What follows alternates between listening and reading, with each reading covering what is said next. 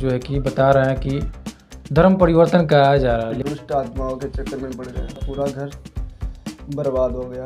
बकरे की बलि भी दिलवा चुका हूँ तांत्रिक और ये बाबाओं के चक्कर में। हाँ, श्रीमद भागवत बोलते हैं हमारे यूपी में, जन और वगैरह ये सब गाया करता था। जहाँ हम बालाजी जाते थे वहाँ की कम से कम 5000 की फोटो मैंने अपने घर में रखी, उनकी पूजा अर्चना करता रहा।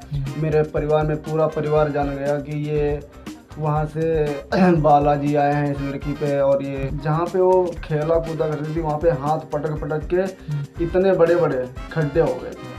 मेरी मम्मी तुम्हारे घर में धरती के अंदर घर में सोना गड़ा हुआ है, एक मटका जो बोलते हैं पुराने जमाने में। फिर सुबह हुआ, फिर भी ठीक नहीं ठीक हुआ देता है जी। मेरे तो आंसू आए।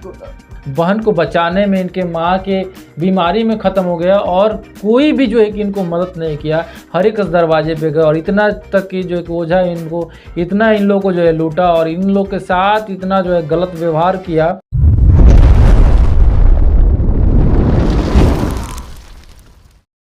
आप सबको जय मसीह की, प्रभु आप सबको आशीष दे। और मैं सुशील ब्रदर आप सबके बीच में बहुत ही खास वीडियो लेकर आया हूं। और हमारे बीच में एक भाई हैं और जिनका नाम अमरीश कुमार है और ये जो है कि यूपी के रहने वाले हैं। और आज हम आपको बताना चाहते हैं जिस प्रकार से यूपी में मसीह लोगों के ऊपर सताव हो रहा है और जो लोग प्रभु यीशु मसीह के ऊपर विश्वास करते हैं उनके ऊपर बहुत सारे इल्ज़ाम लगाया जा रहा है। और मैं इस वीडियो को इसलिए बना रहा हूं कि मैं आपको इस वीडियो के द्वारा बताना चाहता हूं कि लोग प्रभु यीशु मसीह के पास क्यों आते हैं और क्या सचमुच लोगों का धर्म परिवर्तन हो रहा है कि नहीं, क्या सचमुच लोगों को पैसा दिया जा रहा है कि नहीं, क्या कारण है कि लोग प्रभु यीशु मसीह को मानते हैं और प्रभु यीशु मसीह को पीछे चलते हैं। तो सबसे पहले हम इस भाई का स्वागत करते हैं। आप अपना नाम बताइए। थैंक यू आने के लिए आपके चैनल पे। मेरा नाम है अमरीश और मैं लखनऊ जिला हरदोई का रहने वाला हूँ। तो आप अभी फ़िलहाल कहाँ रहते हैं?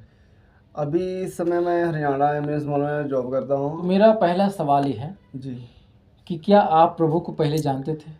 जी, मैं पहले तो बिल्कुल नाम ही नहीं सुना। तो दूसरा सवाल ये है जी कि आप प्रभु को नहीं जानते थे तो आपका जीवन कैसा था, आप क्या कर रहे थे, आपका उस समय का जीवन का बारे में थोड़ा बताएं। जब मैं प्रभु को नहीं जानता, पहले कमा रहे थे, मैं कुछ मेरे हाथ में पैसा टिकता था और हमारे घर में बीमारियां थीं, उस बीमारी को थोड़ा पैसा ज़्यादा था। और जैसे कि 400 की, आपको पता है 400 रुपये की दिहाड़ी है, 400 रुपये आप कमा के घर ले जाएंगे। आपके घर में बीमारी हो या परेशानी हो तो कई सारी आपको टेंशन हो जाती है इस चक्कर में। तो क्या करते थे आप घर पे? कुछ नहीं, यही घर पे काम दिहाड़ी मजदूरी करते थे जी। कितने लोग आपके घर में, कितने लोग हैं? मेरे मम्मी हैं, पापा बचपन में ही डेथ हो गए थे। 4 बहन थी जिसमें 2 बहनों की शादी हो गई थी। मेरे भाई हमसे बड़े हैं, उनके हाथों में पूरी जिम्मेवारी थी। मैं ज़्यादा ही छोटा था मेरे पापा जब ख़त्म हुए थे। कितने भाई आप लोग? 2 भाई हूँ, भाई की शादी हो गई है। जी जी तो मतलब 2 भाई आप लोग काम करते थे और अपने घर को चलाते थे, देखभाल करते थे। यस। तो उस समय का क्या कंडीशन था आप लोग के घर का? जो कंडीशन मेरा ऐसा था कि हम लोग एक दुष्ट आत्माओं के चक्कर में पड़ गए और उस दुष्ट आत्माओं के चक्कर में हमारा पूरा घर बर्बाद हो गया जी।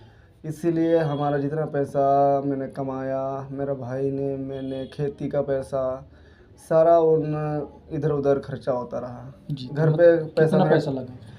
कम से कम 3 से 4 लाख रुपए मेरा दुष्ट आत्माओं के चक्कर में इधर झाड़ फूंक तांत्रिक किसको हुआ था?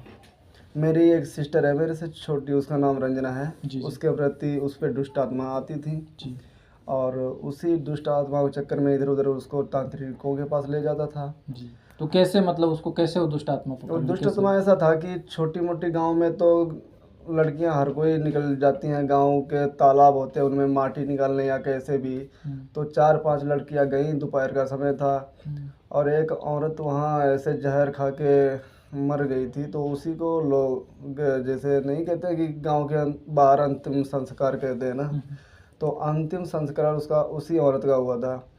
उसके 4-5 दिन ठीक बाद में गए वो लड़कियां माटी निकालने गई, तो मेरी सिस्टर भी उसी लड़कियों के साथ में गई। तो माटी निकालने के चक्कर में दोपहर का समय था, उस जो औरत वो अकाल मौत होती है ना, जो जहर खा के या फांसी लगा के मरे तो इनकी अकाल मौत होती है, ये कहीं इनको ठिकाना नहीं मिलता है। तो वही औरत ने क्या हुआ कि जो मेरी सिस्टर दोपहर के समय में माटी निकालने आई थी, उसको ऐसा लगा कि मेरे सामने कोई लाल लाल है साड़ी में, और उसी ऐसा लगा कि हमारे सिर पे वजन से लगा। उसने माटी निकाल के घर आई, घर में बैठी, थोड़ी देर इधर उधर बैठी, उसको भारी भारी शरीर लगा। उसके बाद में वो हंसने लगी, खेलने कूदने लगी, और वो मतलब कि मतलब अटैक आने लगा उनको, अटैक अटैक आने लगा, वो बुखार सा आ गया। जी। उसके बाद में बुखार आने के बाद में लेट गई। फिर ये झूमने लगी, हंसने लगी। मैं उस समय घर पे नहीं था।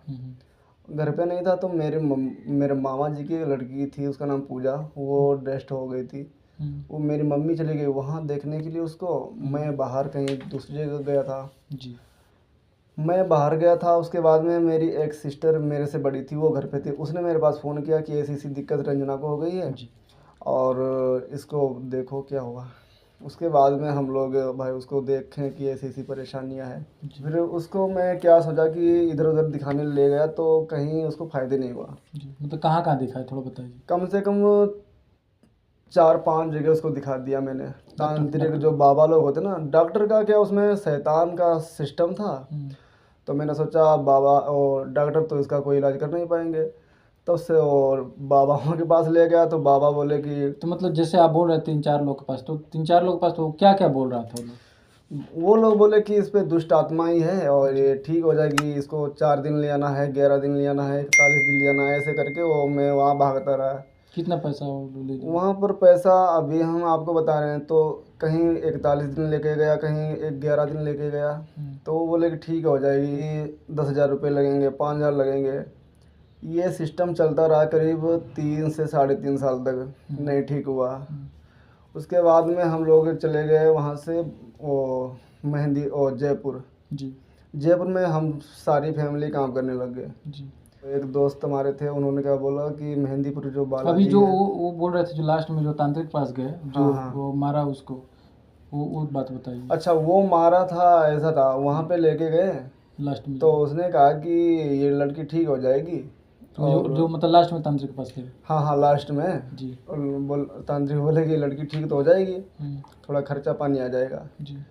हाँ, मैंने कहा ठीक है, कोई नहीं, इतने दिन से परेशानी है तो कोई नहीं, ठीक हो जाएगी, अच्छी बात है। हम तो यही चाहते हैं कि ठीक हो जाए मेरी बहन। कोई भी ऐसा सोचेगा कि हाँ हम क्यों दुखी में दुख झेल लें, तो उसी तरीके से हमने सोचा कि वहाँ ले जाए। मेरी मम्मी ले गई वहाँ। जी। उतने टाइम उस पर दुष्ट आत्मा कुछ नहीं था, और वहाँ पर एक जंजीर इतनी बड़ी थी। जी। और उसी जंजीर से उस तांत्रिक ने जी। उस बहन को इतना कूटा, उसके पीठ में सारे छाले काले काले पड़ गए।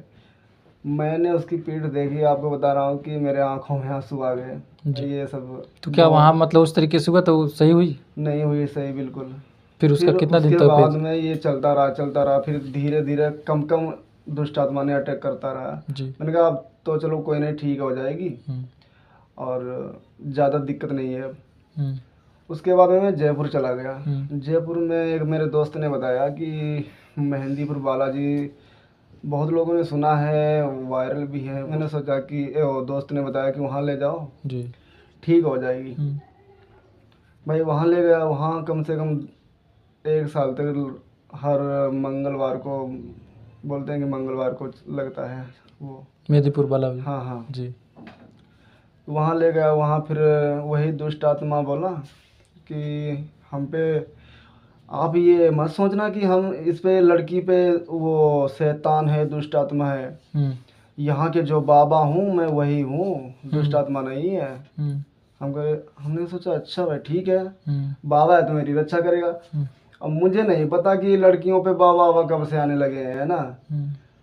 तो फिर हम लोगों ने इस चक्कर में थोड़ा लालच में आ गया कि हाँ भाई बाबा है, हमारे घर की रक्षा करेंगे। फिर उसके बाद में क्या हुआ कि ऐसे धीरे धीरे कटते रहे दिन। उसके बाद में और कुछ 2-4 दिन ऐसे कटे। एक बार वही भाई दुष्ट आत्मा जो बाबा अपने को बता रहा था ना, वो बोला कि तुम्हें ऐसा करो, यहाँ से काम छोड़ दो, सारे लोग घर चलो। तुमको वहाँ घर में तुम्हारे घर में धरती के अंदर घर में सोना गड़ा हुआ है, एक मटका जो बोलते हैं पुराने ज़माने में, नहीं लोग कहते हैं मटका, और वही तुमको मिलेगा। मेरा भाई हमारे भाई, मैं भी लालच में आ गया, मेरा भाई भी लालच में आ गया। हम सब लोग काम छोड़ के जहाँ पे देखो काम करता था वहाँ ने उसी जगह से शैतान ने हमको गुमराह करके घर भेज दिया। घर में जा करके लड़ाई करवाए, झगड़े करवाए। जहाँ हम बालाजी जाते थे वहाँ की कम से कम 5,000 की फ़ोटो मैंने अपने घर में रखी, उनकी पूजा अर्चना करता रहा। मेरे परिवार में पूरा परिवार जान गया कि ये वहाँ से बालाजी आए हैं इस लड़की पे। और ये कि इतने हालत के बुरे हो गए, इतने हालात बुरे हो गए, आपको बता रहा हूँ, पूछो मत। वो जो लड़की पे शैतान आता था, घर में फर्श तो मेरे नहीं पड़ी है। जहाँ पे वो खेला कूदा करती थी वहाँ पे हाथ पटक पटक के इतने बड़े बड़े खड्डे हो गए थे। मेरी मम्मी पूरा दिन उनको उसमें माटी डाल के, ईंटा पत्थर से ठोक के, टहाल गांव में नहीं जो होते हैं गोबर से लेसते हैं, वो सब करती रही। फिर सुबह हुआ, फिर भी ठीक नहीं हुआ? नहीं ठीक हुआ। फिर मैंने कहा ये तो मेरी नानी जी बूढ़ी है, उनको मेरी मम्मी ने बताया। मम्मी ने बोला कि अम्मा अपनी मेरी नानी से कि ऐसे ऐसे बात कर रही हैं, और ये कह रहे तुमको माल मिलेगा, मटके में सोना मिलेगा। तो बूढ़ी बाड़ी लोगों को पता ही होता है कि ऐसा सब नहीं होता है। उनके सामने की चीज़ ये गुजर चुकी थी उनके गांव में जी। तो उन्होंने बोला कि बेटा ऐसा कुछ नहीं है, ये सब नाटक है। हमारे गांव में एक नाम लड़के का है, ऐसे ही नाम था। तो उसके घर में भी ये शैतानी चीज़ थी। उसने कम से कम अपने बराबर खड्डा खोद खोद के पूरा दिन शैतान उसको खुदवा खुदवा करके गुमराह करता रहा। उसने पूरा अपना घर खोद दिया था जी। तो मेरी नानी जी ने मेरी मम्मी को बताया कि ऐसा कुछ मत करना, ये सब शैतानी सिस्टम है, इसको सही करवा लेना कहीं से। उनको भी यीशु मसीह के बारे में कुछ पता नहीं था जी। तो फिर यीशु मसीह के बारे में जाने कैसे?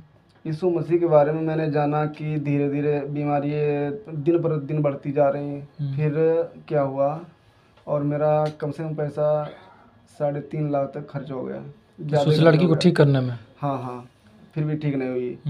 धीरे धीरे मेरे गांव में एक चाचा जी हैं, वो चाचा जी करीब उनको 3 साल तक उन्होंने बाइबल कॉलेज किया था। और बाइबल क्या नाम था उनका? उनका नाम लाला राम नाम है जी। और कॉलेज करके आए तो सब लोग हमारे गांव के बाहर जैसे सड़क है वहीं करीब 100-200 आदमी, 100-200 या 150 ऐसे लोग गांव के बाहर घूमने जाते हैं। तो सारे के सारे बोलते हैं अरे वो लाला आया है, और उसका मेरे चाचा का नाम लाला राम है। तो गांव के हिसाब से ऐसे बोलते हैं कि बोले कि वो लाला आया है, उसने तो उसका मुसलमान का वो कर लिया है, धर्म चेंज जी, और ऐसा वैसा मुसलमान बन गया। हाँ हाँ जी। बोले कि लाला आया है, उसने मुसलमानी धर्म चेंज कर लिया, अब उसके घर का कोई खाएगा भी नहीं, ये नहीं करेगा, वो नहीं करेगा।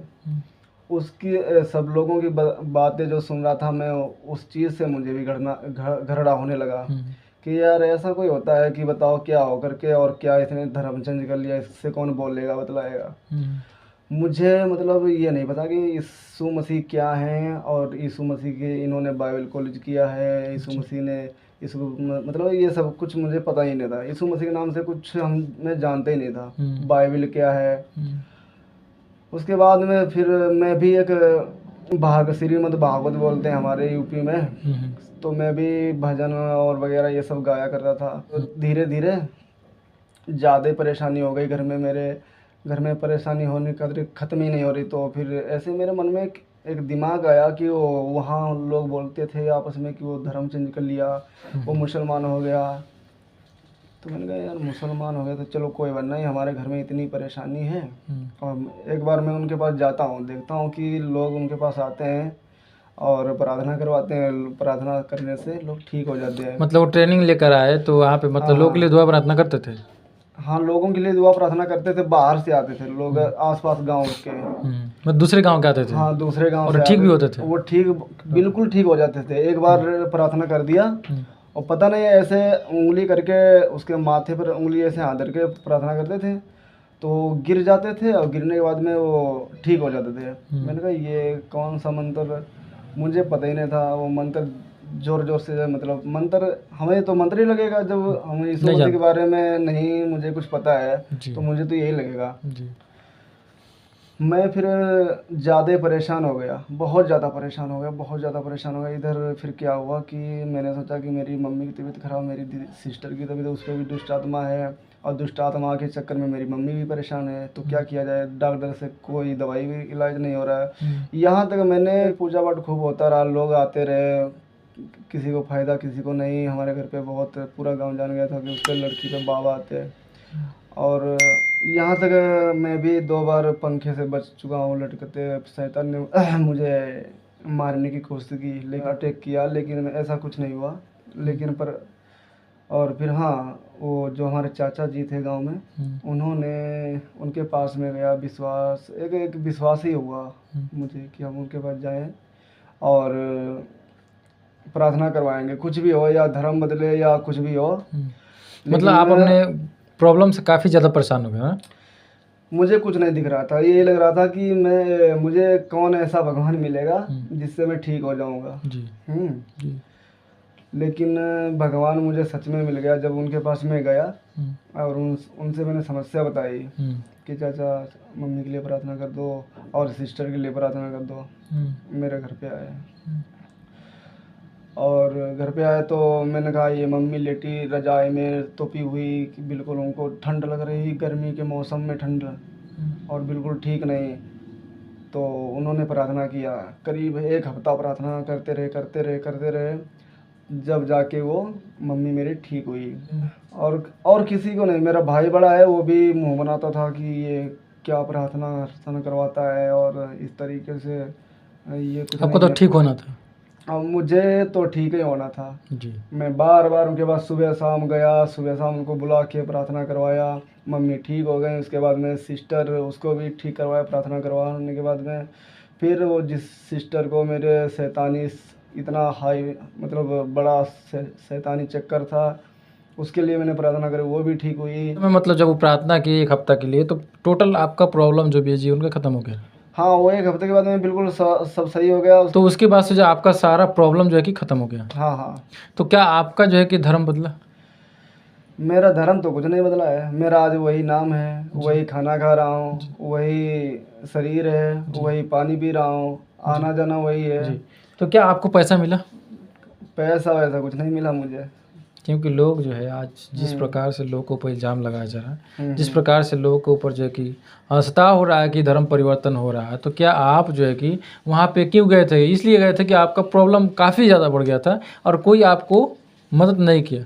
नहीं, बिल्कुल मदद। कौन किया वहाँ पे मदद आपको?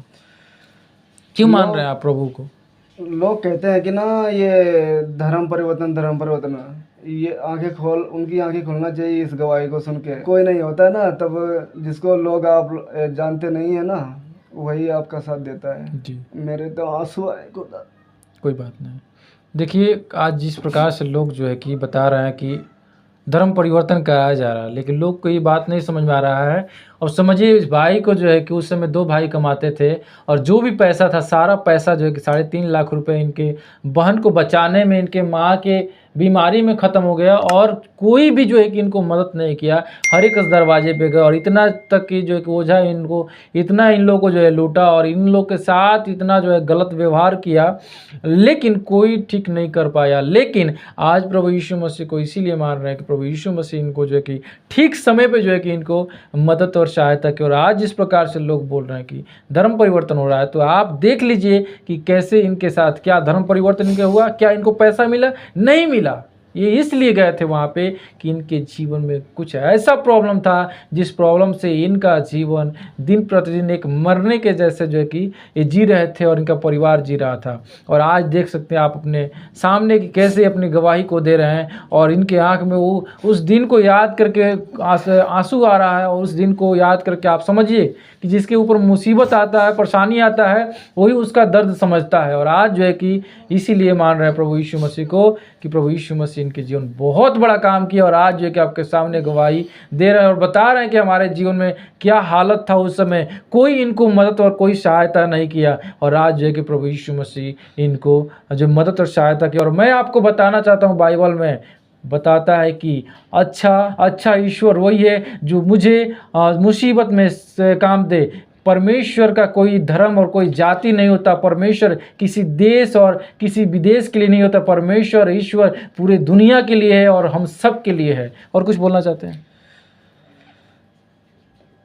बस बोलना तो यही चाहता हूँ कि जैसे कि परमेश्वर ने हमारा जीवन बदला है, जी इसी तरीके से आप लोग भी विश्वास करें, परमेश्वर आपको भी बहुत आशीष देगा। जी।